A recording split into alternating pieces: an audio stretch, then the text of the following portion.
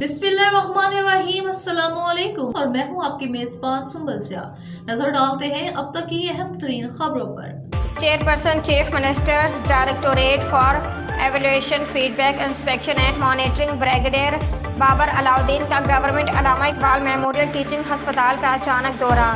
Children ward, ICU, dialysis unit, medical ward, trauma centre और surgical ward समेत हस्पताल के मुख्तलिफ शोबाजात का दौरा किया। मरीजों की आयादत की और उनको मिलने वाली तबी सहूलियात का जायजा लिया।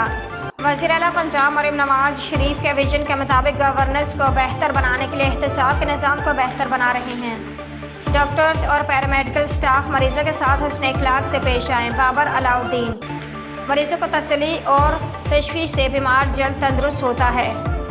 दुरूद पाक का व्रत करें, जल्द शिफा मिलेगी। बाबर अलाउद्दीन का मरीजों को मशवरा।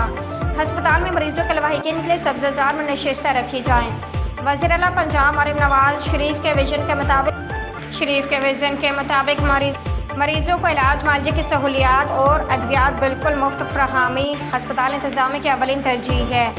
सफाई सुथराई और हाइजीन का ख्याल रखा जाए। इमरजेंसी में मरीजों को हर किस्म की अद्वियात हस्पताल के अंदर से फराहम की जाएँ।